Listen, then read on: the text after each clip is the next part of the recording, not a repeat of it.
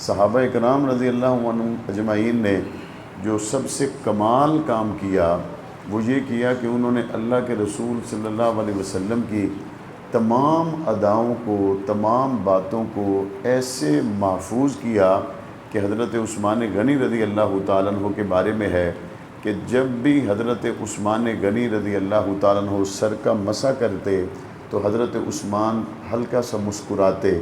تو پوچھنے والے نے پوچھا، عثمان آپ جب بھی سر کا مسح کرتے ہیں تو آپ مسکراتے کیوں ہیں؟ تو کہنے لگے میں نے ایک موقع پر رسول اللہ صلی اللہ علیہ وسلم کو سر کا مسح کرتے ہوئے مسکراتے دیکھا تھا، اس کے بعد زندگی کی کئی بہاریں گزر گئی، میں نے کبھی بھی وضو کا مسح ایسے نہیں کیا کہ میں مسح کے دوران مسکرا کر حضور کی سنت کو زندہ نہ کروں۔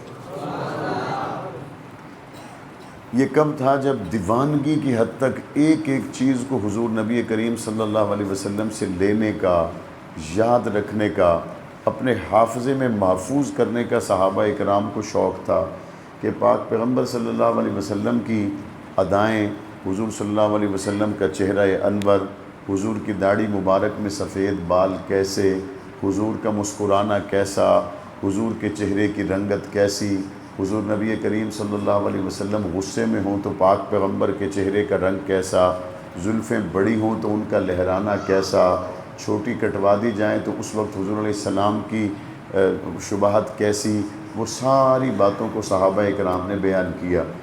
میں نے قرآن مجید کی ایک آیت کریمہ کا چھوٹا سا حصہ خطبے میں تلاوت کیا ہے، جس میں اللہ تبارک و تعالی یا ایھا الذین آمنوا قوا انفسکم یہ کہہ کر جو سب سے پہلی، سب سے بنیادی ہماری ذمہ داری ہے اس کی طرف اللہ تبارک و تعالی ہمیں متوجہ کرتے ہیں، اور وہ کیا ہے کہ اے ایمان والو، سب سے پہلے تو تم اپنی فکر کرو، اپنے آپ کو بچاؤ، اپنے آپ کو محفوظ رکھو اس آگ سے جو نافرمانوں کے لیے جلائی گئی ہے۔ یا اللہ سب سے پہلے اپنے آپ کو محفوظ کریں، سب سے پہلے اپنے آپ کو بچائیں۔ بالکل اسی طرح ہے جس طرح جہاز میں سفر کرتے وقت وہ جہاز اڑان بھرنے سے پہلے جہاز کا عملہ آ کے بتاتا ہے کہ جب اگر جہاز ناہموار ہو جائے تو سب سے پہلے آپ اپنے آپ کو آکسیجن لگائیں، سب سے پہلے اپنے اوپر آپ جیکٹ پہنیں، اس کے بعد بچے کو آکسیجن لگائیں، اس کے بعد بچے کو جیکٹ پہنائیں، سب سے پہلے اپنا بندوبست کریں۔ اگر آپ نے اپنا بندوبست نہیں کیا اور بچوں کے بندوبست میں مصروف ہو گئے تو زیادہ امکان یہ ہے آکسیجن کی کمی کی وجہ سے آپ کی موت واقع ہو جائے گی، اور بچے کو بر وقت آکسیجن لگانا آپ کا کام تھا، جب آپ کی موت ہو گئی تو تھوڑی دیر میں بچے کی بھی موت ہو جائے گی۔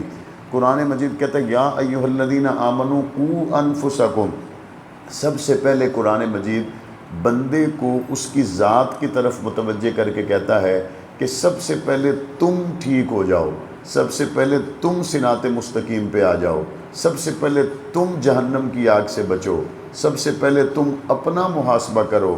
وجہ اس کی کیا ہے؟ قرآن مجید کہتا ہے وَلَا تَزِرُ وَازِرَةٌ وِزْرَ أُخْرَىٰ کہ قیامت کے دن ایک شخص کا دوسرا شخص بوجھ نہیں اٹھائے گا۔ حضور نبی کریم صلی اللہ علیہ وسلم قرآن مجید کی تلاوت فرماتے تو قرآن مجید میں مختلف منظر آتے ہیں، کہیں قرآن مجید میں جہنم کی ہولناکی کو بیان کیا جاتا ہے، میدان حشر میں سوال و جواب کے اس منظر کو بیان کیا جاتا ہے، کہیں قرآن مجید میں اللہ کی رحمتیں متوجہ ہوتی ہیں، اور کہیں قرآن مجید میں گناہ گاروں کو قیامت کے دن کس طرح زنجیروں میں جکڑ کر اللہ کے حضور پیش کیا جائے گا، وہ بہت ہی ڈراؤنا منظر قرآن مجید بیان کرتا ہے۔ تو ولید بن مغیرہ حضور نبی کریم صلی اللہ علیہ وسلم کی زبان سے قرآن مجید سن کر ایک دن ڈر گیا، اور اس نے کہا میں تو اس ہولناک دن کا سامنا نہیں کر سکتا، میں تو حضور کا کلمہ پڑھ لوں تاکہ قیامت کے دن اس ہولناکی سے، اس عذاب سے، اس مشکل سے، اس پریشانی سے میں بچ جاؤں۔ چنانچہ اس نے حضور کا کلمہ پڑھ لیا۔ پاک پیغمبر صلی اللہ علیہ وسلم کا کلمہ پڑھنے کے ساتھ ہی اس کو مکہ کے لوگوں نے تانے دینے شروع کر دیے۔ انہوں نے کہا تو نے اپنے آباء و اجداد کا دین چھوڑ دیا، تو بڑا محمد کا مخالف تھا، مسلمانوں کا مخالف تھا، اب تو ان کے ساتھ ہو گیا، یہ تو نے اپنے باپ دادا کی ناک کٹوا دی۔ اس نے کہا میں تو ڈر گیا ہوں، جو قیامت کا دن آنے والا ہے اس دن نافرمانوں کے ساتھ جو سلوک ہونا ہے، میں تو ڈر گیا ہوں، میں تو اب رسک نہیں لے سکتا، اگر یہ ساری صورتحال سامنے آ گئی تو میرا کیا بنے گا؟ انہوں نے کہا نہیں، تو نے آباء و اجداد کے دین کو چھوڑ دیا۔ پہلے تو وہ اس بات کو برداشت کرتا رہا، ہمیشہ موقع سے فائدہ اٹھانے والے کچھ نہ کچھ ٹھگ موجود ہوتے ہیں، موقع سے فائدہ اٹھانے والے کوئی نہ کوئی فراڈیے موجود ہوتے ہیں، موقع سے فائدہ اٹھانے والے کوئی نہ کوئی بندے مال کے اکٹھا کرنے کی جستجو میں موجود ہوتے ہیں۔ مثال کے طور پہ ایک آدمی بیچارہ زندگی موت کی کشمکش میں ہے اور دوسرا اس کو کیا کہتا ہے، وہ ہمارے علاقے میں ایک بڑی پہنچی ہوئی سرکار ہے، آپ وہاں پہ آ جائیں۔ وہ بیچارہ زندگی موت کی تلاش میں ہے اور یہ اس کو پہنچی ہوئی سرکار کے پاس لے کے جا رہا ہے تاکہ مرنے سے پہلے اپنی جیب خالی کر کے ہماری تو خدمت کر جائے نا۔ وہ فلاں جگہ پہ اگر آپ چلے جائیں نا تو وہاں بہت بڑا کام ہونے والا ہے، وہاں کوئی کام نہیں ہونے والا، وہاں صرف جیب کاٹنے کا کام ہونے والا ہے۔ یہ فراڈیے لوگ ہمیشہ ہر دور میں موجود رہتے ہیں۔ تو ولید بن مغیرہ کو جب تانے ملے تو وہ تانوں کے فیز سے تو گزر گیا۔ ایک فراڈیے بندہ اس کو اس زمانے میں ملا اور اس نے کہا ولید، لوگ تجھے تانے بڑے دے رہے ہیں کہ تو نے باپ دادا کے دین کو چھوڑ دیا اور یہ بات تیرے لیے بڑی رسوائی کی ہے، وجہ تو تیرا محمد کا کلمہ پڑھنے کی ایک ہی ہے نا کہ تو قیامت کے دن سے ڈر گیا کہ اس دن میرے ساتھ کیا ہوگا۔ تو کوئی مسئلہ نہیں ہے، ماہانہ اتنے پیسے تم مجھے دے دو اور تم اپنے آباء و اجداد کے دین پر قائم رہو، تمہارے ماہانہ پیسوں کی وجہ سے قیامت کے دن کا عذاب تمہاری جگہ پہ میں اٹھا لوں گا، قیامت میں تمہاری جگہ پہ عذاب میں اٹھا لوں۔ تم ایسے لوگوں سے تانے سن رہے ہو، تمہیں کیا ٹینشن؟ انہوں نے کہا ہاں یہ جینیس آدمی، یہ جینیس آدمی ہے، اس کو بلاؤ۔ انہوں نے لے گیا، اس کو پیسے دیے، اس کو پہلے کوئی ایڈوانس بھی دیا ہوگا، پھر کوئی منتھلی بھی دیا ہوگا، کوئی ویکلی بھی دیا ہوگا، تو پیسے ویسے وہ لیتا رہا، طے ہوتا رہا۔ جب یہ پیسے لے کے خوش ہو گیا اور وہ پیسے دے کے خوش ہو گیا تو قرآن مجید کی یہ آیت نازل ہوئی، وَلَا تَزِرُ وَازِرَةٌ وِزْرَ أُخْرَىٰ۔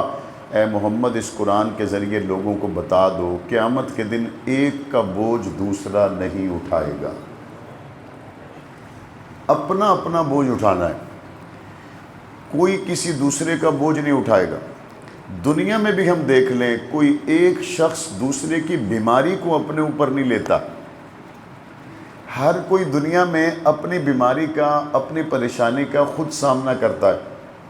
سب بھائی شادی میں گئے ہوئے ہیں، بہنیں شادی میں گئی ہوئی ہیں، ایک بیچارہ ٹی بی کا مریض ہے، دوائی لے کے گھر میں لیٹا ہوا ہے، تو کیا کوئی بہن بھائی دنیا میں ایسا ہوا کہ اس کے بیماری کو اپنے اوپر لے لیتا اور کہتا چلو بھئی تمہاری بیماری میں نے اپنے اوپر لے لی، تم ٹھیک ہو گئے، جاؤ تم شادی میں ہو کے آ جاؤ۔ دنیا میں جس طرح بیماری کوئی دوسرا اپنے اوپر نہیں لے سکتا، دنیا میں جس طرح کسی کی مصیبت کوئی اپنے اوپر نہیں لے سکتا، اسی طریقے سے قیامت کے دن کسی ایک کے اعمال کو دوسرا بندہ نہیں اٹھا سکتا، ہر کسی نے اپنا اپنا بوجھ اٹھانا ہے۔ اور اس کے لیے دوسرے جگہ پر قرآن مجید کہتا ہے، یوم یفر المرء من اخیہ و امہ و ابیہ و صاحبتہ و بنیہ لکل امرئ منہم یومئذ شأن یغنیہ وجوہ یومئذ مسفرہ ضاحکۃ مستبشرہ ووجوہ یومئذ علیہا غبرہ ترہقہا قترہ اولئک هم الکفرۃ الفجرہ۔ قرآن مجید کہتا ہے قیامت کے دن جب اٹھیں گے تو بہن بھائی ایک دوسرے کو پہچاننے سے انکار کریں گے، ہر کوئی دوسرے سے سائڈ سے گزر جائے گا، ایسا نہ ہو یہ مجھ سے نیکی مانگ لے، ایسا نہ ہو مجھ سے مانگے اور مجھے شرمندہ کرے، ہر کوئی دوسرے سے سائڈ سے گزر جائے گا۔ دنیا میں بھی کسی کی دکان جل جائے، کسی کو پیسوں کی ضرورت پڑ جائے، بندے سائڈ سے گزرتے ہیں۔ اور ویسے بھی جب کبھی دنیا میں کسی پہ کام آ جائے تو وہ فون اٹھاتا نہیں، میسج کا جواب نہیں دیتے۔ آخرت کا تو مسئلہ ہی بہت بڑا ہے، وہاں پہ کون کسی کو کام آئے گا، کون کسی کا فون اٹھائے گا، کون کسی سے بات کرے گا، وہ تو خیر ہے ہی من وراء وعید، بہت دور کی باتیں ہیں۔ بہرحال قرآن مجید جو سب سے پہلے دعوت دیتا ہے وہ کیا دیتا ہے؟ یا ایھا الذین آمنوا قوا انفسکم۔ سب سے پہلے قرآن کہتا ہے اپنے آپ کو بچاؤ، اپنے آپ کو بچاؤ، اپنے آپ کو بچاؤ۔ اور جب کوئی آدمی دنیا سے جاتا ہے تو قرآن مجید سورہ منافقون کے آخر میں کہتا ہے سب سے پہلے دنیا سے جانے والے بندے کو خیال کس بات کا آتا ہے؟ وَأَنفِقُوا مِمَّا رَزَقْنَاكُمْ مِن قَبْلِ أَن يَأْتِيَ أَحَدَكُمُ الْمَوْتُ فَيَقُولَ رَبِّ لَوْلَا أَخَّرْتَنِي إِلَىٰ أَجَلٍ قَرِيبٍ فَأَصَّدَّقَ وَأَكُن مِّنَ الصَّالِحِينَ۔ یہ بالکل قرآن مجید نے ایسا 100% یقینی نقشہ کھینچا ہے جس کو تھوڑی سی توجہ سے پڑھنے والا ساری بات سمجھ جاتا ہے کہ جیسے ہی بندہ دنیا سے مرتا ہے اور اس کی آنکھیں آگے کھلتی ہیں تو قرآن کہتا ہے سب سے پہلی فیلنگ، سب سے پہلا احساس، سب سے پہلا پچھتاوا، سب سے پہلا دکھ، سب سے پہلے ہاتھ سے نکل جانے والی جس بات کا غم اس کو آ کے گھیرتا ہے، وہ ایک ہی بات ہوتی ہے، اور وہ کیا ہوتی ہے؟ ہائے کاش جو پیسے پیچھے چھوڑ آیا ہوں اگر اللہ کے راستے میں خرچ کر کے یہاں پہنچتا تو آج میرا شمار بھی نیک بندوں میں ہو جاتا۔ ایک آدمی نے اپنے گھر میں مثال کے طور پہ 2 کروڑ روپے رکھے ہوئے ہوں، اور آج اس کو کسی بندے نے کہا بھائی یہ پیسے 2 کروڑ روپے آپ گلشن حدید میں فلاں پلاٹ لے لیں، آپ جناب بحریہ ٹاؤن میں وہ پلاٹ لے لیں۔ اس نے کہا نہیں، میں کسی اور جگہ لگاؤں گا۔ رات کے 12 بجے ٹی وی پہ خبر آ گئی کہ یہ والے نوٹ اب چلنے بند ہو گئے، تو سب سے پہلے اس بندے کو کیا خیال آئے گا؟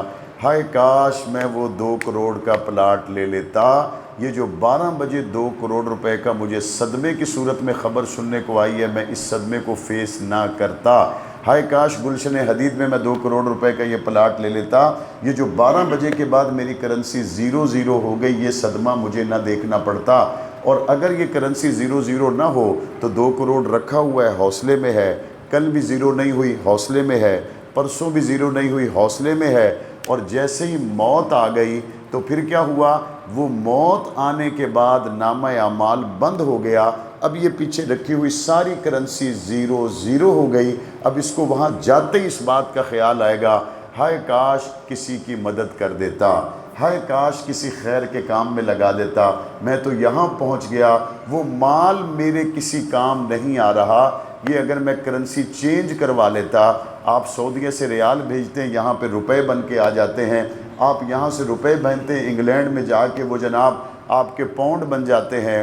ہائے کاش میں یہاں کی کرنسی کو خرچ کرتا اور آخرت میں نیکی کی صورت میں کرنسی کو وصول کر لیتا۔ لیکن ابھی کیا ہوا؟ ابھی موت کا جیسے ہی وہ تسمہ ٹوٹا، اب وہ کرنسی چلنی بند، ابھی 0 پہ چلا گیا۔ اب دنیا میں کیا ہوگا؟ دنیا میں ہمیشہ شیطان چیزوں کو بڑا کر کے دکھاتا ہے۔ جس آدمی سے بھی آپ پوچھیں اس کی ابھی آگے لمبی پلاننگ چل رہی ہے، اور جتنے لوگ دنیا سے چلے گئے ان کی بھی اسی طرح پلاننگ چل رہی تھی۔ ہم لوگوں کو یہ لگتا ہے کہ جتنے لوگ قبر میں چلے گئے وہ تو فلاں بیماری کی وجہ سے مر گئے، ان کا تو ٹائم پورا ہو گیا تھا، انہوں نے تو پراپر میڈیسن نہیں لی، وہ تو سیکیورٹی کا خیال نہیں کرتے تھے، ان کو راستہ بدل کے جانا چاہیے تھا، انہوں نے بائک پہ سفر کیوں کیا، ان کو ڈبل کیبن پہ سفر کرنا چاہیے تھا۔ اس طرح کی باتیں ہمارا نفس ہمیں سکھاتا ہے تاکہ ہم اللہ سے صلح نہ کریں، ایسے ہی ٹوٹی پھوٹی سی زندگی گزار کے اللہ کے حضور پیش ہو جائیں۔ اور قرآن مجید بار بار بندے کو مخاطب کر کے کہتا ہے اے بندے تیری ہر سانس رب کی امانت ہے، اور بیسک جو باتیں ہیں بہت ہی بنیادی، ابھی میں وہیں پہ کھڑا ہوں، موقع ہوا تو پھر ہو سکتا ہے اس میں مکمل نہ ہو تو پھر کبھی کروں، بہت ہی بیسک سی جو چیزیں ہیں وہ ہمیں اپنے ذہن میں اور اپنے بچوں کے ذہن میں رکھنی چاہیے۔ 2 چیزیں ہیں جن سے انسان جیتا ہے، ایک روح سے انسان جیتا ہے اور ایک اس کے اوپر باڈی ہے جس سے انسان جیتا ہے۔ ٹھنڈے دل سے مجھے یہ جواب دے دیں، باڈی آپ کی اپنی مرضی کی ہے اور روح اس کے اندر آپ کی اپنی مرضی سے آئی ہے؟ یہ سادے سے بنیادی 2 سوال ہیں، مجھے اس کا ہاں نہ میں جواب دے دیں۔ آپ کی باڈی آپ کی مرضی سے بنی ہے یا اللہ کی مرضی سے بنی ہے؟ اس کے اندر روح ہماری مرضی سے داخل ہوئی ہے یا اللہ کی مرضی سے؟ باڈی ہماری مرضی کی نہیں ہے، اس کے اندر آنے والی روح ہماری مرضی کی نہیں ہے، ایون ہمارے ماں باپ ہماری مرضی کے نہیں ہیں، ہمارے بہن بھائی ہماری مرضی کے نہیں ہیں، ہمارے رشتہ دار ہماری مرضی کے نہیں ہیں، ہم جس علاقے میں پیدا ہوئے ہم سے نہیں پوچھا گیا۔ اللہ تبارک و تعالیٰ نے یہ سارا ایک امتحانی پرچہ رکھا، امتحانی پرچہ رکھنے کے بعد اب اللہ نے اپنے اپنے حساب سے ذمہ داریاں ڈال دی، اور وہ ذمہ داریاں کیا تھیں؟ یا ایھا الذین آمنوا قوا انفسکم، اب آؤ اگلے دائرے کی طرف، واہلیکم، اب اگلا جو تمہارا دائرہ ہے وہ تمہارے میاں بیوی، بچے، بہن بھائی، جتنے خونی رشتہ دار ہیں، ذوی القربہ، ان کو بچاؤ اور ان کو بچانے میں اپنا کردار ادا کرو۔ اب بنیادی طور پر دو چیزیں ہمارے پاس ہیں جو ہر ٹائم ہمارے ساتھ ہیں، زندہ آدمی کے ساتھ ہیں، وہ اس سے جدا نہیں ہو سکتی۔ بہن جدا ہو سکتی ہے، بھائی جدا ہو سکتا ہے، رشتہ دار جدا ہو سکتے ہیں، دوست جدا ہو سکتے ہیں، علاقہ جدا ہو سکتا ہے، نہ تو یہ باڈی میرے سے جدا ہو سکتی ہے اور نہ ہی زندہ آدمی کی روح اس باڈی سے جدا ہو سکتی ہے۔ اور ہم دونوں باتوں کے بارے میں ابھی 1 منٹ پہلے یہ بات مان چکے ہیں کہ باڈی ہماری نہیں ہے، اللہ کی عطا کردہ ہے، روح ہماری نہیں ہے، اللہ کی عطا کردہ ہے۔ جب ان دونوں باتوں کو ہم نے مان لیا، اب تیسری بات میرے اور آپ کے لیے وہ یہ ہے کہ اس باڈی اور اس روح کو دینے والا تو اللہ ہے، میں نے اس کو اللہ کے مطابق کتنا خرچ کیا اور اللہ کے خلاف کتنا خرچ کیا۔ بہت صاف سمجھ آنے والی بات ہے۔ میں نے اس باڈی کو، اس روح کو، اس زندگی کو اللہ کے مطابق کتنا استعمال کیا، اللہ کے خلاف کتنا استعمال کیا۔ رینٹ سے گاڑی لینے کے لیے جائیں تو وہ فوٹو بنا کے گاڑی آپ کو دیتے ہیں اور وہ کہتے ہیں دیکھ لو بھائی سکریچز وغیرہ کہیں نہیں ہیں، آپ لے جاؤ۔ 1 دن کے بعد آپ گاڑی لے کے آئے تو انہوں نے کہا جناب یہ فوٹو دیکھیں، آپ کل لے کے گئے تھے، یہ والے سکریچز نہیں تھے، یہ بمپر آپ ٹھوک کے لے آئے ہو، یہ سامنے والی لائٹ بھی تھوڑی سی اپنی جگہ پہ ہلی ہوئی ہے، اس کی بہت سی 3-4 جگہ پہ آپ نے نقصان کیا، اس کے آپ پیسے جمع کروا دو۔ یہ باڈی اللہ تبارک و تعالیٰ نے ہمیں دی، روح ہمیں دی، تو یہ مل کے ایک زندگی کا، جیون کا ایک سفر شروع ہو گیا۔ اب اس کے ساتھ ہم قیامت میں پہنچے۔ بس میں ایک سوال اپنے آپ سے اور اس کے بعد آپ سے کرنا چاہتا ہوں، ان آنکھوں کو جن کو ہم نے بہت سے گناہوں سے آلودہ کیا، کیا یہ اس قابل ہیں کہ قیامت کے دن محمد عربی کا دیدار کر سکے؟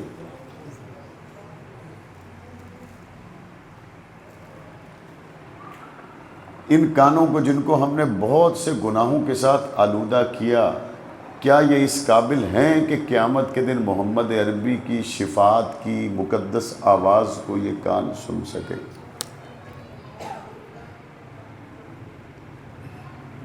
دودھ کے برتن میں، آپ کے گھروں میں بھی ایسا ہی ہوتا ہوگا، دودھ کے برتن میں کبھی بھی سالن نہیں پکایا جاتا۔ سالن کا برتن اور ہے، دودھ کا برتن اور ہے۔ اگر سالن کے برتن میں دودھ ابالیں گے تو وہ پھٹ جائے گا۔ سالن کے برتن میں دودھ نہیں ابالا جاتا، دودھ کا برتن دوسرا ہے، سالن کا برتن دوسرا ہے۔ ہم نے انہی آنکھوں کے ساتھ جو کچھ دیکھا ہے، میرے محمد کریم کا چہرہ تو نور ہے، میرے محمد کریم کا چہرہ تو نور ہے۔ اللہ تبارک و تعالیٰ کی ہم پہ مہربانی اتنی ہے کہ ہم اپنی باڈی، اپنے جسم، اپنی روح کے ساتھ جس قدر گناہ کرتے چلے جائیں، اللہ تبارک و تعالیٰ کہتے ہیں کہ اگر سچے دل سے میرا بندہ 1 مرتبہ توبہ کرے گا، میں اس کے گناہوں کو بخش دوں گا، اور صرف بخشوں گا نہیں بلکہ اللہ تبارک و تعالیٰ کہتا ہے یبدل اللہ سیئاتہم حسنات، اگر اس کے 1 کروڑ گناہ ہوں گے، یہ سچے دل سے توبہ کرے گا، میں 1 کروڑ گناہوں کو بھی بخش دوں گا اور اس کی جگہ پہ 1 کروڑ نیکیاں بھی اس کے نامہ اعمال میں لکھ دوں گا۔ اللہ تعالیٰ تو اپنے بندے کو اپنی طرف لانا چاہتا ہے۔ اللہ کبھی نہیں چاہتا کہ اس کا بندہ جب اس سے ملے تو اس کا دشمن بن کے ملے۔ اللہ یہ چاہتا ہے کہ میرا بندہ جب مجھ سے ملے وہ میرا دوست بن کے ملے، میرا دوست بن کے ملے۔ تو ہم میں سے ہر شخص یہ چاہتا ہے کہ میں اللہ کو راضی کر لوں۔ اب میں اللہ کو راضی کیسے کروں؟ کوئی طریقہ تو ہو کہ اللہ مجھ سے راضی ہو جائے، میں اللہ کو راضی کیسے کروں؟ اس کا کوئی طریقہ پتہ چلے تو میں اللہ کو راضی کروں۔ یار یہ کام بہت غلط ہو گیا میرے سے، میں اللہ سے دور دور جا رہا ہوں اور زندگی میں اللہ نے مجھے یہ احساس دے دیا، تو میں اب اپنی روح کو کیسے پاک کر لوں، میں اپنے جسم کو کیسے پاک کر لوں، اور میں اللہ کو کیسے راضی کر لوں؟ موت سے پہلے پہلے اللہ سے میرا معاملہ ٹھیک ہو جائے۔ تو جب قرآن مجید کو اس جذبے سے اس بندے نے پڑھنا شروع کیا تو اللہ تبارک و تعالیٰ نے اپنی رضا کا پروانہ جن لوگوں کو دیا ان کو صحابہ کرام کہا جاتا ہے، اپنی رضا کا پروانہ جن کو دیا ان کو اہل بیت عظام کہا جاتا ہے۔ پاک پیغمبر صلی اللہ علیہ وسلم نے جس جماعت کی تربیت کی انہیں حضور صلی اللہ علیہ وسلم نے فرمایا اصحابی کالنجوم، پاک پیغمبر نے ان کو ستاروں کے ساتھ تشبیہ دی، جن کی رضا کے اعلان اللہ نے قرآن میں کیے وہ حضرات صحابہ اکرام ہیں۔ اب ایک راستے سے گزر کے میں یہاں آپ کی مسجد تک پہنچا، مولانا عبدالرافع شاہ صاحب نے، بھائی سہیب صاحب نے میرے یہاں خیریت سے پہنچنے کے بعد اگر کسی اور دوست کو راستہ بتانا ہو تو یہ وہی راستہ بتائیں گے نا جس سے میں اور مولوی سہیب اور عبدالرافع شاہ صاحب ہم گزر کے آئے ہیں، کوئی اور راستہ تو نہیں بتائیں گے، وہی بتائیں گے۔ بھئی آپ وہاں سے آئیں، وہاں سے آئیں، وہاں سے آئیں۔ ایک دوسرا آدمی کہتا ہے میں فلاں راستے سے آ رہا ہوں، وہاں سے آگے بند ہے، وہ کہیں گے یار آپ وہاں پہ کیوں گئے ہو، جس راستے سے ہم یہاں پہنچے ہیں اسی راستے سے تم یہاں پہ آؤ، دوسرے راستوں کا ہمیں کچھ پتہ نہیں ہے۔ قرآن مجید واضح طور پر اعلان کرتا ہے کہ اگر کسی بندے نے رب کی رضا والے راستے پہ آنا ہے اور رب کو راضی کر کے جنتوں کے دروازوں تک پہنچنا ہے تو قرآن کا صاف اعلان ہے وہ راستہ صرف اور صرف محمد کریم کے صحابہ سے گزر کے جاتا ہے، اس کے علاوہ کسی راستے سے جاؤ گے 100% بھٹک جاؤ گے۔ جب کوئی آدمی راستہ چینج کرتا ہے جسم کو بعد میں موڑتا ہے، آنکھوں کو پہلے موڑتا ہے، منہ کو پہلے موڑتا ہے، پھر وہ جسم کو موڑتا ہے۔ لیفٹ رائٹ گاڑی کو لینا ہو، ابھی گاڑی کو گھمانے سے پہلے منہ گھماتا ہے، سائیڈ والا شیشہ دیکھتا ہے، پھر ونڈو سے باہر دیکھتا ہے، پھر وہ گاڑی کو گھماتا ہے۔ باڈی بعد میں گھومتی ہے، آنکھیں پہلے گھومتی ہیں، اس کے بعد چہرہ گھومتا ہے، پھر باڈی کا نمبر آتا ہے، گاڑی کا نمبر آتا ہے، پہلے آنکھیں اور چہرہ۔ اور قرآن مجید کیا کہتا ہے؟ باڈی کی بات نہیں کرتا، قرآن مجید کہتا ہے وَإِن تَوَلَّوْا، اگر صرف تم نے اپنا چہرہ پھیر لیا صحابہ سے، وَإِنَّمَا هُمْ فِي شِقَاقٍ، قرآن مجید کہتا ہے اس کے بعد تباہی تو ہے، ذلت تو ہے، بربادی تو ہے، لیکن نجات کا راستہ ملے گا تو محمد کے یاروں سے ملے گا۔ اس سے ادھر ادھر نہیں ہونا قرآن کہتا ہے۔ وَإِن تَوَلَّوْا کا دوسرے الفاظ میں معنی یہ ہے کہ ان سے منہ ہٹانے کا، نگاہ ہٹانے کا تم نے سوچنا بھی نہیں۔ یہی پن لوکیشن ہے، یہی رضا کا راستہ ہے، یہی فلاح کا راستہ ہے، یہی نجات کا راستہ ہے جس پر اللہ کا قرآن گواہ ہے، جس پہ محمد کا فرمان گواہ ہے۔ اور میں حدیث مبارکہ کے پہلے حصے کی طرف عام طور پر گفتگو میں احباب کی توجہ دلانے کی کوشش کرتا ہوں۔ یہ جو حضور نے فرمایا نا اصحابی، کاش اس کے دوسرے حصے سے پہلا حصہ ہمیں سمجھ آ جائے تو آدھے مسئلے ہی حل ہو جائیں کہ پاک پیغمبر صلی اللہ علیہ وسلم نے اپنے یاروں کی نسبت اپنی طرف کی۔ اور آپ عام طور پر جب گھر میں بچہ فیل ہو کے آئے تو اپنی بیوی سے کہتے ہو یہ دیکھ تیرا بیٹا فیل ہو گیا، تیرے لاڈ نے اس کو بگاڑ دیا، یہ تو فیل ہو گیا، اس کے پاس ہونے کا چانس ہی کوئی نہیں۔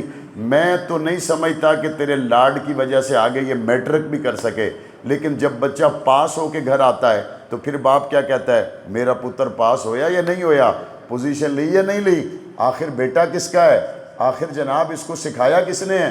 تو انسانی مزاج ہے کامیابی کو اپنی طرف منسوب کرنا اور ناکامی کو دوسری طرف منسوب کرنا۔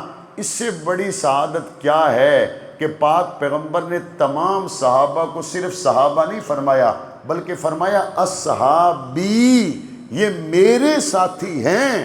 جب حضور ان کی نسبت اپنی طرف فرمائے، اب دنیا کے تاج اور تخت ایک طرف رہ گئے، نسبت مصطفیٰ آسمانوں سے اوپر چلی گئی۔ جب حضور نے فرمایا اصحابی، اس کی میں ایک آسان مثال دیتا ہوں۔ اگر کسی جگہ سٹیج پر یہ پالیسی بنائی جائے کہ سٹیج پر صرف علماء جائیں گے، علماء کے علاوہ اور کوئی نہیں جائیں گے، اب میں سٹیج پر گیا، میرے ساتھی بھی سٹیج پر چلے گئے، اعتراض کرنے والے نے اعتراض کیا کہ آپ نے غلط کیا، آپ تو کہہ رہے تھے کہ سٹیج پر صرف علماء جائیں گے، یہ لڑکے جو سٹیج پر کھڑے ہوئے ہیں یہ تو حافظ بھی نہیں، یہ تو عالم بھی نہیں، یہ سٹیج پر کیسے چڑھ گئے؟ تو سوال کے جواب دینے والے نے نہ ان کو یہ کہا کہ حافظ تھے نہ تھے، نہ ان کو یہ کہا یہ مدرسے میں داخل ہوئے تھے پھر وہاں سے چلے گئے۔ جواب دینے والے نے صرف ایک جواب دیا کہ یار یہ مولانا کے ساتھ تھے۔ جب اس نے اتنا کہا مولانا کے ساتھ تھے، اگلے بندے کا سوال ختم ہو گیا۔ بعد میں انہوں نے کہا دسترخوان لگا ہے، کھانے پہ صرف علماء آئیں گے، آپ نے تو کہا تھا علماء کے سوا کوئی نہیں آئیں گے، وہاں پہ تو 8-10 ایسے نوجوان بیٹھے تھے جو علماء نہیں ہیں، وہاں پر بھی اس نے وہی جواب دیا۔ اس نے کہا بھائی یہ مولانا کے ساتھ آئے۔ کسی جگہ کہنے والے نے کہا یہاں پہ صرف سید برادری کا اجلاس ہے، اس کے علاوہ یہاں پہ اور کسی دوسری قوم کا کوئی بندہ نہ آئے، اور ہمارے ان برادری کے معززین سے خطاب ہمارے مولانا عبدالرافع شاہ صاحب کریں گے، چونکہ یہ بھی سید برادری سے ہیں اور آنے والے بھی سید برادری کے لوگ ہیں، خبردار سید برادری کے علاوہ اس محفل میں اور کوئی نہ آئے۔ اب ان کے دوست رفقا، ان کے گنمین، ان کے ڈرائیور، وہ ان کے ساتھ اندر چلے گئے۔ کسی نے کہا ہم نے تو کہا تھا سید کے علاوہ کوئی نہ آئے، یہ کیسے ہو گیا؟ تو کہنے والے کہیں گے بھائی یہ سید تو نہیں ہے لیکن شاہ صاحب کے ساتھ آئے ہیں، تو جب ساتھ آئے ہیں تو اب ہم ان کو کچھ نہیں کہہ سکتے۔ میں نے کہا اللہ کے بندو، اتنی آسان سی بات بھی سمجھ نہیں آتی، پروٹوکول اپنی جگہ پر، لیکن جب کوئی کسی کے ساتھ چلا جائے تو اس کی نسبت کی وجہ سے اسے وہی سٹیج بھی ملتا ہے، اس کی نسبت کی وجہ سے اسے وہی دسترخوان بھی ملتا ہے، اس کی نسبت کی وجہ سے اس کو وہی احترام بھی ملتا ہے۔ جب پاک پیغمبر نے فرما دیا اصحابی، یہ میرے ساتھی ہیں، اس کے بعد یہ نہیں دیکھا جائے گا کہ وطن حبشہ ہے یا روم ہے، اس کے بعد یہ نہیں دیکھا جائے گا وطن مکہ ہے یا مدینہ ہے، اس کے بعد یہ نہیں دیکھا جائے گا قوم قبیلہ کون سا ہے، عربی ہے یا عجمی ہے۔ جب پاک پیغمبر نے فرمایا اصحابی، یہ میرا ساتھی ہے، یہ میرے ساتھ آیا ہے، ساری کائنات پیچھے رہ گئی اور محمد کے صحابہ آسمان کے ستارے بن گئے۔ جب حضور نے فرما دیا صحابی، اور حضور نے اصحابی ان کے بارے میں فرمایا جن کے تذکرے تورات و انجیل میں تھے، لیکن میں تو اس سے بھی آسان ایک مثال عرض کرتا ہوں۔ حضور نبی کریم صلی اللہ علیہ وسلم جس کرتے مبارک کو یہ فرمائیں کہ یہ میرا کرتا ہے، اور وہ کرتا انسان تو نہیں ہے، دھاگوں کا بنا ہوا ایک بے جان کپڑا ہے، وہ حضور کا کرتا حضور کے جسم سے لمس کرے، اس کے گستاخ کو ہم مسلمان نہیں سمجھتے۔ پاک پیغمبر صلی اللہ علیہ وسلم کدو سبزی کو پسند کرتے تھے۔ امام مالک اور امام یوسف رحمۃ اللہ علیہ نے لکھا ہے اگر کوئی بندہ اس بات کو جانتا ہو کہ کدو میرے نبی کو پسند تھے، اس کے باوجود وہ اس سبزی کو ناپسند کرے تو وہ شخص دائرہ اسلام سے خارج ہو جاتا ہے۔ اگر سبزی میرے نبی کو پسند ہو اور بعد میں جاننے کے باوجود کہ یہ سبزی میرے مصطفیٰ کو پسند تھی پھر بھی وہ اس میں نقص نکالے تو وہ شخص مسلمان نہیں رہتا جس کو پاک پیغمبر اپنے ساتھ ہی سلا لے اور پاک پیغمبر کو وہ اپنی گود میں سلا لے۔ اس کی توہین کرنے والا بھلا کیسے مسلمان رہ سکتا ہے؟ تو عرض یہ کر رہا تھا کہ جسم اور روح دونوں کس کی دی ہوئی ہیں؟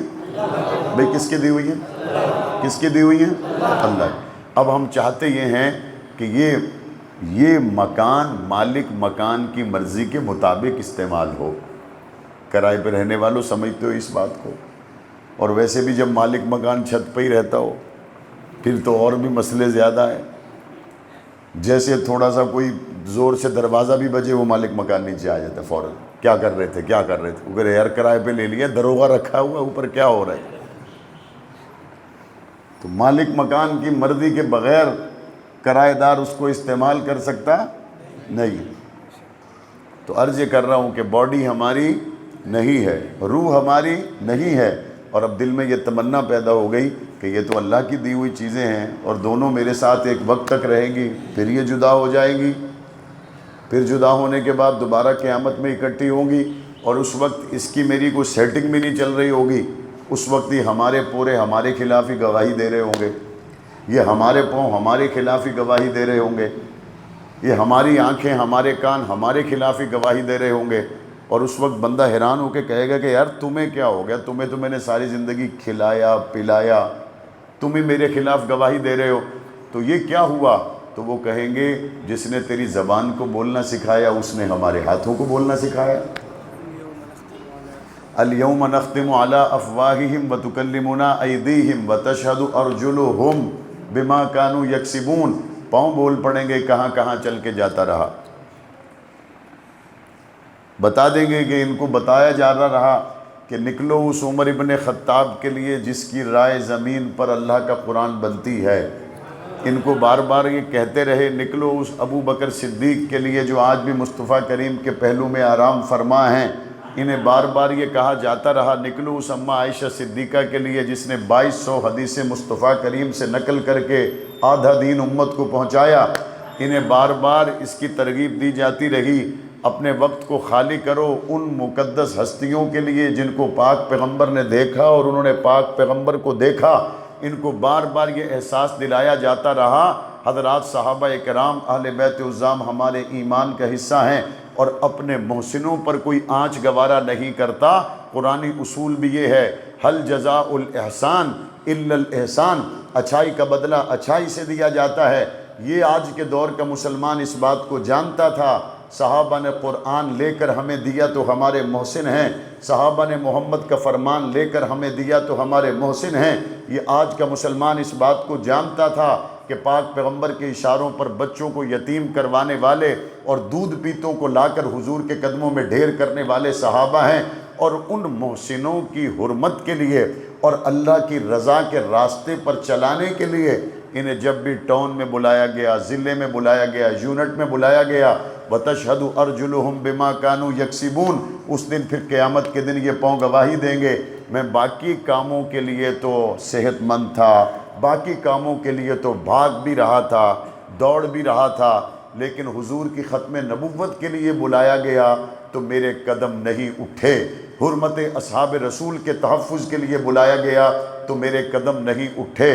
اور آپ ہی کے ٹاؤن سے 20 کے قریب ساتھی جام شہادت نوش کر چکے ہیں، وہ کوئی 100 سال پرانی بات نہیں، بچے ان کے بھی تھے، بہن بھائی ان کے بھی تھے، رشتہ دار ان کے بھی تھے، پیارے ان کے بھی تھے، انہوں نے اللہ اور اس کے رسول کی محبت میں جام شہادت نوش کیا۔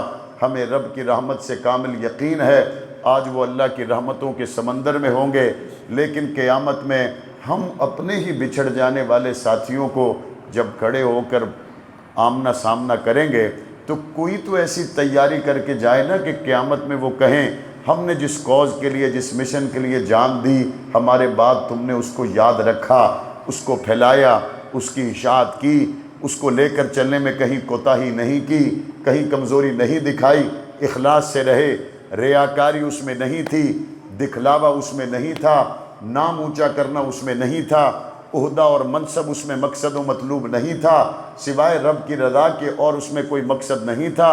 کم از کم اتنا تو ہم اپنے حصے کا کام کر جائیں کہ قیامت میں ہمارے ہی پہلے گزرنے والے شہداء سے ملاقات ہو تو وہ کہیں الحمدللہ جو کام جو امانت کے طور پر ہم تمہیں دے کر آئے تھے تم نے پورے طور پر اس کو نبھا کر دکھایا۔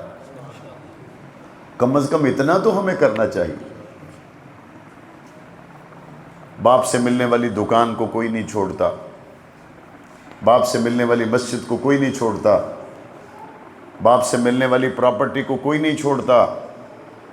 میرے نبی کریم صلی اللہ علیہ وسلم نے اس امت کے لیے کیا چھوڑا، یہ بھی تو دیکھو نا بھائی، میرے نبی نے اس امت کے لیے کیا چھوڑا۔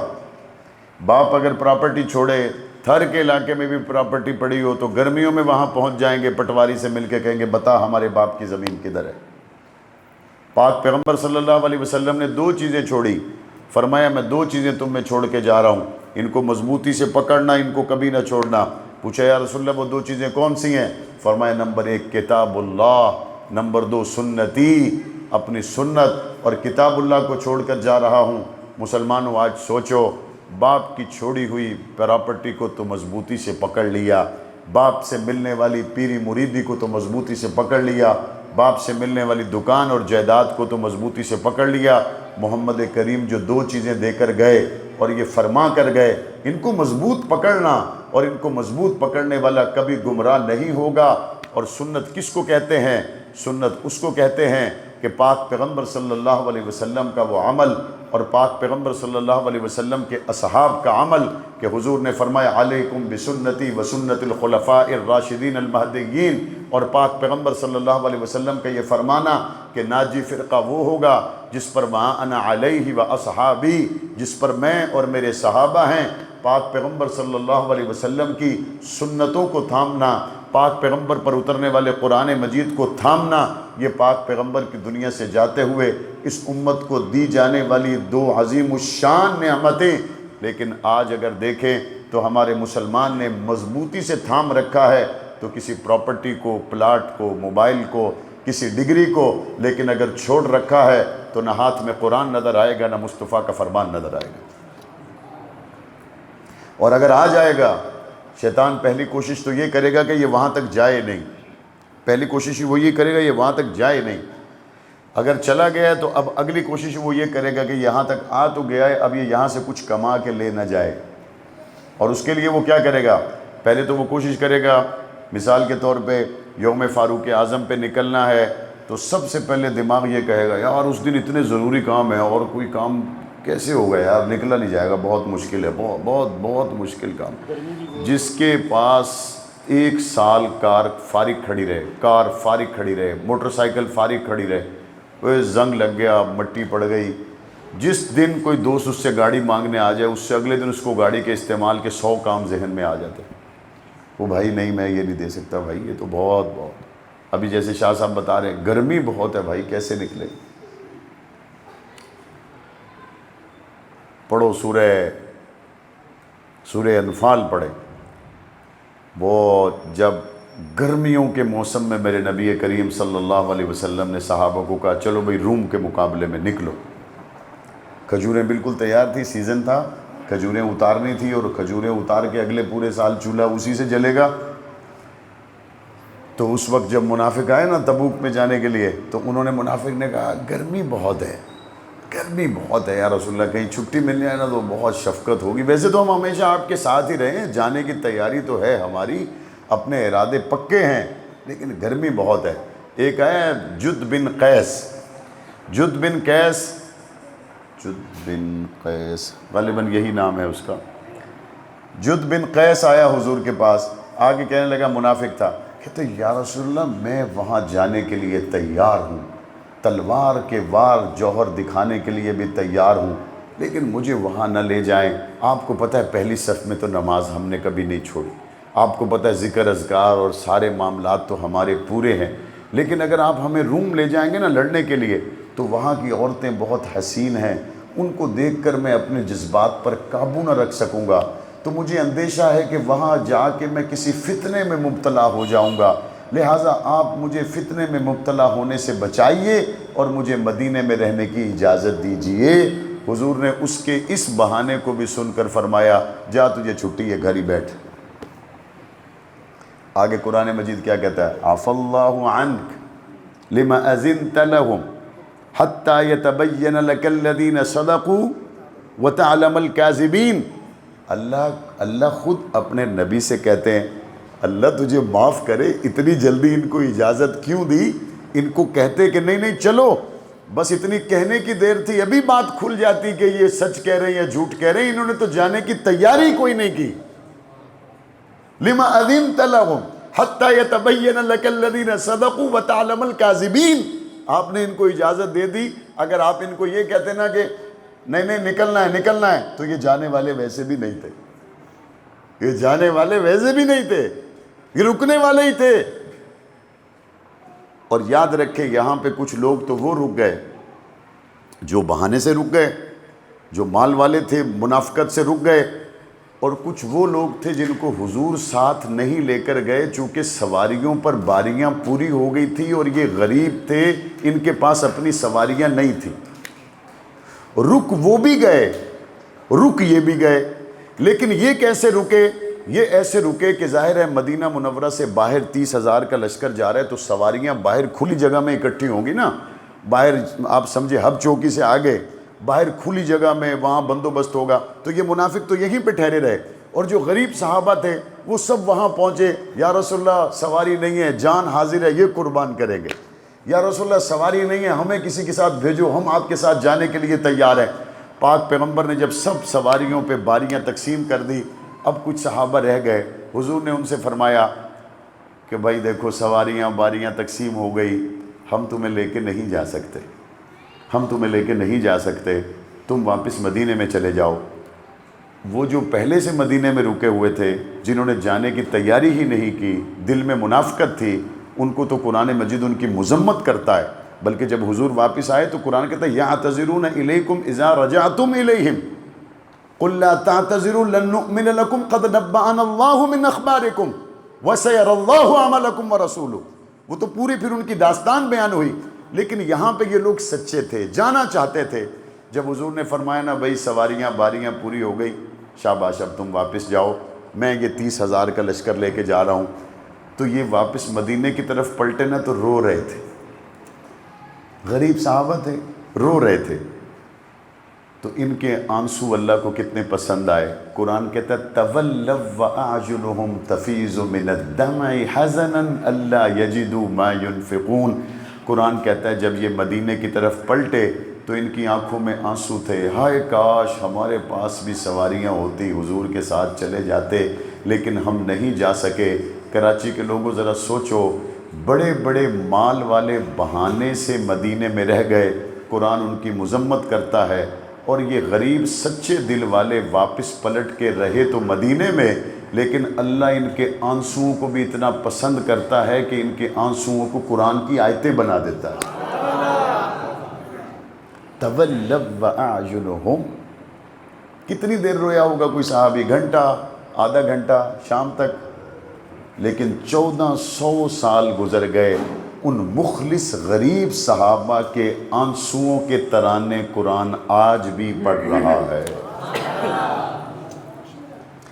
اس لیے آپ اس میں نہ آئیں گنتی میں، یار میرے پاس اپنی بائک نہیں ہے، میرے پاس اپنی ویگو ہونی چاہیے نا، اپنی ویگو ہونی چاہیے، اپنا اس پہ جھنڈا ونڈا لگا کے، ذرا وہ کیا کہتے ہیں آپ کی کراچی میں ہڑا ہوڑی، اپن وہاں پہ جائیں تو پتہ چلے وہاں ذرا ہڑا ہوڑی ہو، پتہ چلے ہے لش پش ہو، ہم بھی وہاں جائیں پتہ چلے۔ نہیں بھائی، جس کے لیے نکلے ہو اس نے تو دل کو بھی دیکھ لیا، جس کے لیے نکلے ہو اس نے تو دیکھ لیا۔ اس کے نزدیک یہ نہیں ہے کہ گاڑی کون سی ہے، اس کے نزدیک یہ ہے کہ دل کس کے پاس ہے، اس کے نزدیک یہ ہے اخلاص کے ساتھ کون آیا، اس کے نزدیک یہ ہے یہاں پہ اللہ اور اس کے رسول کی محبت میں کون آیا ہے، صحابہ کی محبت میں کون آیا ہے، اہل بیت کی محبت میں کون آیا ہے۔ اس لیے آپ نے صرف پرسوں یکم محرم الحرام کے مطالباتی جلوس کے لیے نہیں، بلکہ آج آپ نے یہاں پر یہ عہد کرنا ہے، یا اللہ جسم تو نے دیا، آج تیرے سے یہ وعدہ ہے، تیرے نبی کی ختم نبوت کے تحفظ کے لیے، تیرے نبی کے اصحاب و اہل بیت کی عزت اور حرمت کے تحفظ کے لیے، یہ جسم بھی حاضر ہے، یہ روح بھی حاضر ہے، یہ وقت بھی حاضر ہے انشاءاللہ۔ اس کا عہد کرتے ہیں انشاءاللہ، اس کے لیے دوسرے دوستوں کو دعوت بھی دیں گے انشاءاللہ، اخلاص کے ساتھ کریں گے انشاءاللہ۔ اور اخلاص کے ساتھ کام کرنے کا آج کے دور میں جو میں آپ کو ایک آسان راستہ بتا دوں، یا میں اس کو یہ کہوں کہ اپنے اخلاص کو بچانے کا آپ کو ایک راستہ بتا دوں، اخلاص کو بچانے کا، بیماری سے بچانے کا۔ یہ اوپر چھتری ہم کیوں لیتے ہیں؟ دھوپ سے بچانے کا، بارش سے بچانے کا۔ اور یہ سن گلاک کیوں لگاتے ہیں؟ یہ سورج کی شعاؤں سے اپنے چہرے کو بچانے کا، اس لیے ہوتا ہے۔ تو آج کے دور میں جو اس کو بچانے کا بہترین طریقہ ہے وہ یہ ہے کہ آپ سوشل میڈیا کا استعمال ضرور کریں، اپنا فوٹو نہیں ڈالو، اپنا فوٹو نہیں ڈالو، جلوس کا فوٹو ڈالیں، اجتماع کا فوٹو ڈالیں، پروگرام کا فوٹو ڈالیں، سارا ایکٹیویٹی کریں۔ کیوں؟ جب اپنا فوٹو آئے گا تو اس وقت پھر بار بار نفس یہ کہے گا کمنٹ چیک کرو، لائک چیک کرو، شیئر چیک کرو۔ اچھا یار یہ سائیڈ پوز میں ٹھیک نہیں آئی، فاروقی صاحب کے پاس دوبارہ جا کے ایک فوٹو بنواتے، دوبارہ جاتے ہیں معاویہ صاحب کے پاس، دوبارہ جا کے بناتے ہیں، دوبارہ جاتے ہیں۔ یہ رافع صاحب سے بات کرتے ہیں اندر ڈرائنگ روم میں۔ میں ایک جگہ چلا گیا کے پی میں، تو کے پی میں میں صوفے پہ بیٹھا ہوا تھا، سردیاں تھیں، تو ادھر آ کے ایک نوجوان بیٹھ گیا، ادھر بیٹھ گیا، تو اس طرح وہ کمبل رکھا ہوا تھا انہوں نے، وہ کمبل اس طرح اپنے اوپر بھی ادھر بھی ایسے لیں، فوٹو بنائیں، ایسے پھر کمبل اتاریں چلے جائیں، دوسرا ادھر آئے بیٹھے، ایسے کمبل اوپر لیں، فوٹو بنائیں۔ میں نے کہا یار فوٹو بنا رہے ہو، یہ کمبل بار بار اوپر نیچے کیوں کر رہے ہو؟ تو اس نے مجھے کہا اصل میں فوٹو میں یہ لگے گا کہ جب ہم نے یوں کمبل لیا ہوا تھا تو ہم تو گھنٹوں باتیں کرتے رہے.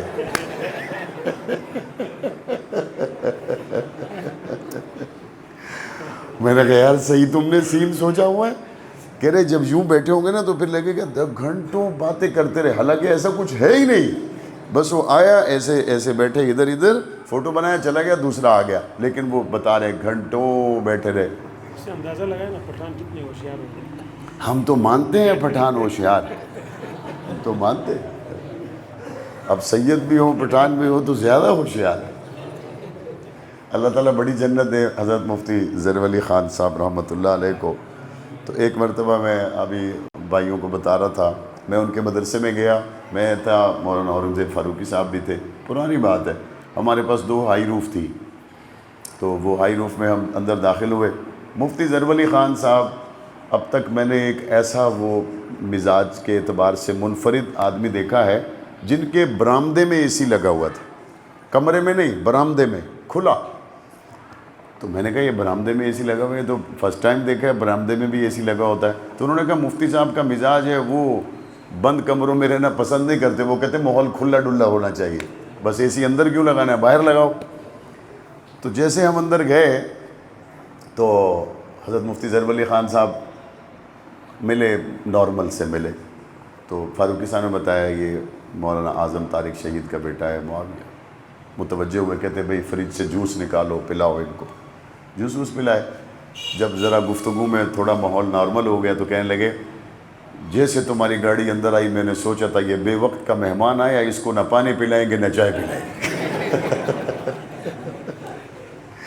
لیکن ابھی جب بتایا کہ یہ مولانا اعظم طارق شہید کا بیٹا ہے, پھر میرے دل میں محبت ہے ان کے لیے, تو میں نے کہا جوس پلائے ان کے پر. تو یہ ماشاءاللہ ہوتے ہیں نا جو دل کے صاف اور کھلی باتیں کرنے والے, محبت کرنے والے. تو آپ کراچی کے لوگ ماشاءاللہ بہت پڑھے لکھے لوگ ہیں, سمجھدار لوگ ہیں, قربانیوں والے لوگ ہیں. میرا بچپن گزرا ہے کراچی میں, اس لیے مجھے کراچی سے طبعاً مجھے محبت زیادہ ہے. مجھے ایسا لگتا ہے میں اپنے شہر میں ہوں, مجھے لگتا ہے میں اپنے لوگوں میں ہوں.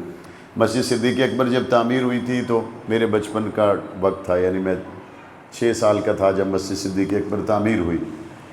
پھر ابو جی پہ جو قاتلانہ حملے ہوئے کراچی میں وہ سارے میں نے دیکھے, اور جتنے ساتھی, فصیح بھائی شہید ہوئے, محمود بھائی شہید ہوئے, اور الیاس بھائی وہ باکسر ہوتے تھے. آپ میں سے دیکھا کسی نے الیاس بھائی کو جو باکسر تھے, ہزارہ کے تھے, وہ شہید ہوئے.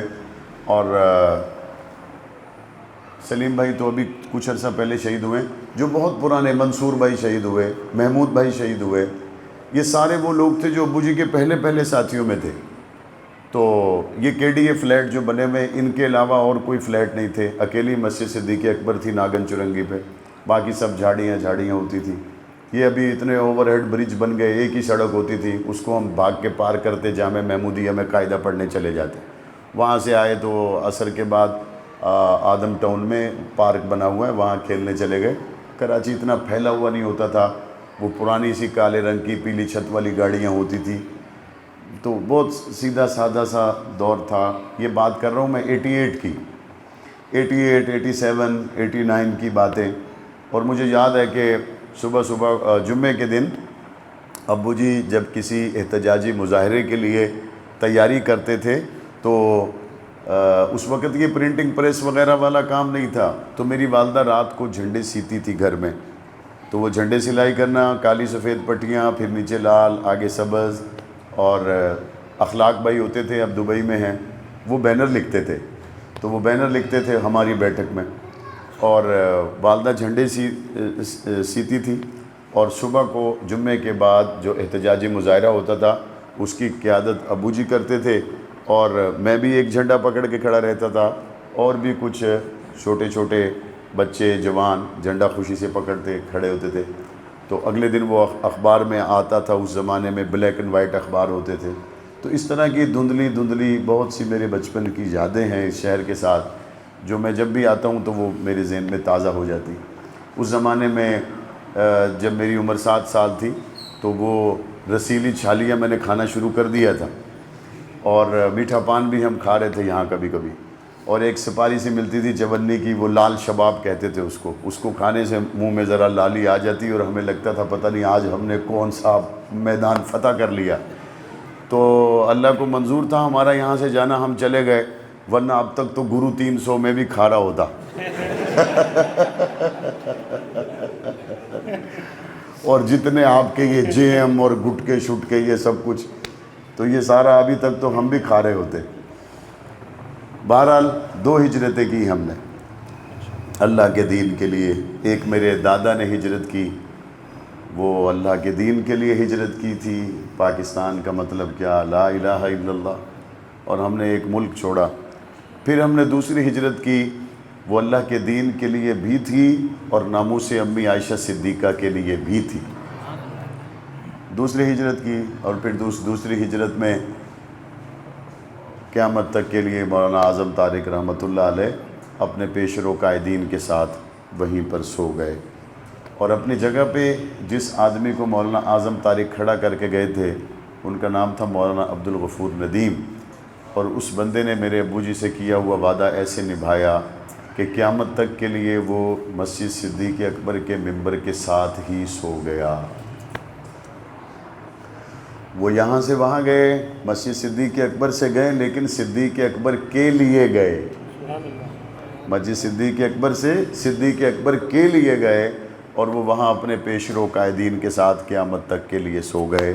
اور مسجد صدیق اکبر کے ممبر پر مولانا عبدالغفور ندیم کو بٹھایا، اور وہ مسجد صدیق اکبر کی 4 دیواری کے قریب ہی قیامت تک کے لیے آرام کر رہے ہیں۔ یہ ایک بڑی تاریخ ہے، اگر اس پہ بات کی جائے تو اور وقت گزرے گا، گھنٹوں چاہیے، لیکن ساری بات کا خلاصہ یہ ہے، وہ اپنے حصے کا کام کر گئے۔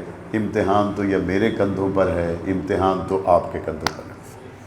وہ تو اپنے حصے کا کام کر گئے، ان کی کامیابی میں تو کوئی شک نہیں۔ اب امتحان ہے، آپ کے کندھوں پر ہے، میرے کندھوں پر ہے، ہم اس کو کیسے نبھاتے ہیں، کیسے پورا کرتے ہیں۔